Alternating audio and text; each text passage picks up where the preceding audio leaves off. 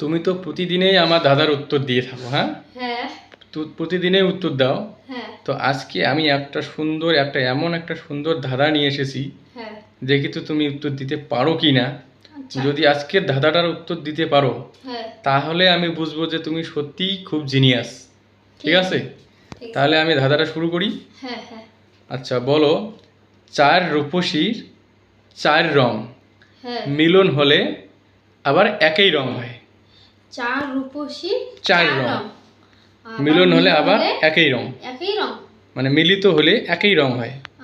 চার রূপসী চার রং চার রং মিলিত হলে আবার একটাই রং হয়। চার রূপসী চার মানে রং। চারটা রূপসী হ্যাঁ চার রকমের থাকে, চারটে রঙের থাকে। চারটি রঙের থাকে। আবার যখন তারা একসাথে মিলিত হয় হ্যাঁ, তখন একই রকম রং। একটা রং দেখায়। আচ্ছা কি এমন জিনিস? মানুষের ক্ষেত্রে হতে পারে। সেটা আমি বলবো না, তোমাকে সেটা ভেবে বলতে হবে। চার রূপসী চার রং। চারজন রূপসী চার রঙের থাকে। হ্যাঁ আবার যখন তারা একসাথে মিলিত হয় হ্যাঁ তখন তাদের রংটা একই রকম দেখায়। রূপসী বলতে এই রূপসীগুলো কি সেটা তোমাকে বলতে হবে। চার রূপসী চার রং। চার রূপসী চার রং। চার রং, হ্যাঁ, চারজন রূপসী চার রূপসী চার রং। চার রং মিলিত আবার মিলিত হলে একই রং দেখায়। কি হবে? চার রূপসী চার রং, তো তাহলে চার রূপসী চার রং মিলিত হলে আবার একই রং দেখায়। কি হবে? প্রথম অবস্থায় তাদের চারজনের মধ্যে চারজন আছে, চারজনেরই আলাদা আলাদা রং থাকবে। প্রথম অবস্থায় চারজনের চারটে রং থাকবে। আবার যখন ওদেরকে একসাথে করা হবে হ্যাঁ তখন চারজন মিলেই একটা রং ধারণ করবে। চার রূপসী যেমন লাল, হলুদ, কালো বা সাদা, এরকম চারটে হ্যাঁ রং। হ্যাঁ, এইরকম চারটে রং। হ্যাঁ, চারটে রঙের থাকে। তাহলে আমরা চারজন রূপসী চার রঙের থাকে। হ্যাঁ, তাহলে আমরা যদি কালো, লাল, সাদা, হলুদ একসাথে করি তাহলে হবে চার রূপসী চার রং। আর একসঙ্গে করলে একই রং হবে। একসঙ্গে করলে কি করে একই রং হয়? তখন তো আলাদা রং আসবে।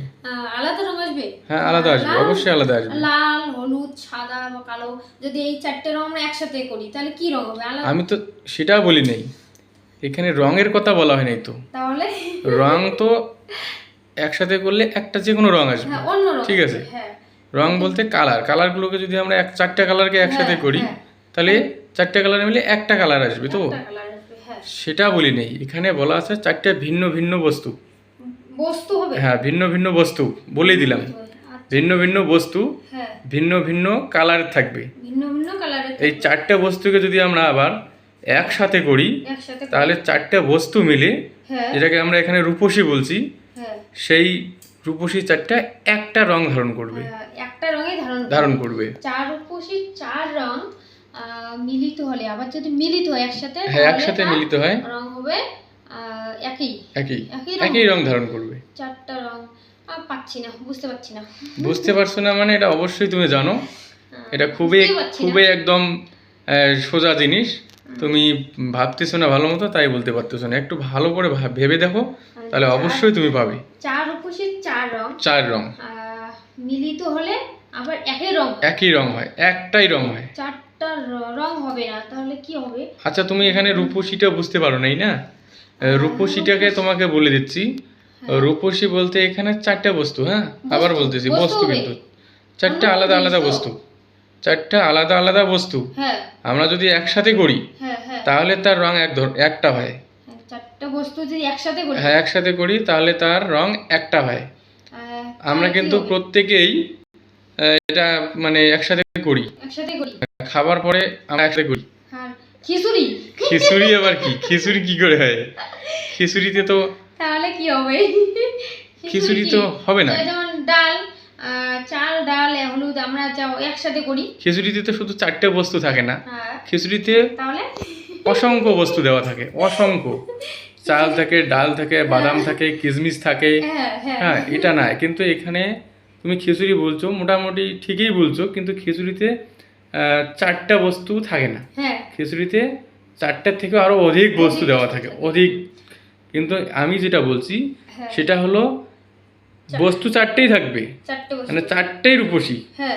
বস্তুটাকে রূপসী বলা হচ্ছে এখানে।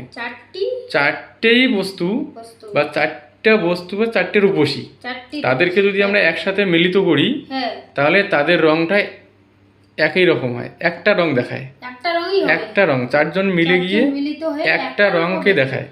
তাহলে কি এমন সেটা কি জিনিস হতে পারে? আমি কিন্তু অলরেডি বলেই দিয়েছিলাম, তুমি বুঝতে পারো নাই, না বুঝতে পারছি না তো। তুমি বুঝতে পারো নাই তাই এখনো বলতে পারতেছো না। না পারবো না আমি এটা বলতে। পারবে পারবে, আর একটু ভেবে দেখো, আর একটু ভেবে দেখো। কি হতে পারে? চার বস্তু চার রং আবার মিলিত হলে একই রং। চার বস্তু চার রং আবার সেটা বস্তু যদি এখানে মিলিত হয়- বস্তুটাকে আমরা ধাঁধার ভাষায় রূপসী বলা হয়েছে, ঠিক আছে, বলেছি। হ্যাঁ তোমাকে বোঝার জন্য আমি সেটাকে ভেঙে দিয়ে বস্তু বললাম। হ্যাঁ, হ্যাঁ চারটা বস্তু চারটে রঙের থাকে। চারটা রঙের থাকে। হ্যাঁ, কুলু দেবো?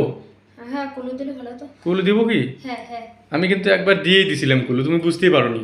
হ্যাঁ, কি তোমার আরেকবার? সঙ্গে কথা বলতে বলতে আমি কিন্তু অলরেডি একবার কুলু দিয়েছিলাম, তাহলে আরেকবার বলো। তারপরেও তুমি বুঝতে পাওনি। তাহলে এবার বলতেছি, হ্যাঁ আমরা প্রতিদিন খাওয়া দাওয়া করি তো, হ্যাঁ খাওয়া দাওয়ার পরে কোনো না কোনো একটা বস্তু আমরা মুখে দেই, হ্যাঁ হ্যাঁ কোনো না কোনো জিনিস একটা মুখে দেই, হ্যাঁ কিন্তু ওইখানেই দেখবা।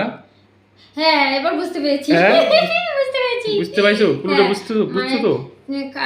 পান সুপারি যে আমরা খাই, হ্যাঁ। পান সুপারি, হ্যাঁ। পান সুপারির সাথে পান চুন খয়ার এরকম কিছু হবে একটা। হ্যাঁ, পান চুন খয়ের। খয়ার সুপারি হ্যাঁ মানে পান হ্যাঁ। আর সুপারি হ্যাঁ। আর খয়ার আর হলো চুন, এই হ্যাঁ। চারটে জিনিস, চারটে আলাদা জিনিস। আলাদা জিনিস, আলাদা আলাদা জিনিস। খয়ার আলাদা, প্রত্যেকটারই কালার আলাদা আলাদা, কালারও আলাদা আলাদা আলাদা। আর যখন আমরা একসঙ্গে মিলিত করি হ্যাঁ। তখন সবগুলোরই একটাই রং হয়ে যায়। একটা এটাই কি তো। রং হয় তখন?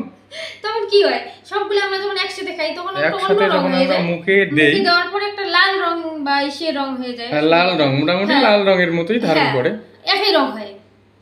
আচ্ছা, তাহলে তো আমার উত্তর এটাই। হ্যাঁ হ্যাঁ আমার এটাই এটাই উত্তর। হ্যাঁ হ্যাঁ, আমারও এটাই উত্তর। তোমার উত্তর এখন সঠিক হয়ে গেছে একদম। হ্যাঁ, এটাই উত্তর, উত্তর একদম সঠিক। এটাই উত্তর ছিল, তুমি বুঝতে পাওনি তাই আগে বলতে পারো নাই, আর আমি কুলুটা দিলাম এই জন্যই যাতে তুমি বলতে পারো। এখন উত্তরটা সঠিক হয়েছে। ধন্যবাদ তোমাকে উত্তরটা দেওয়ার জন্য।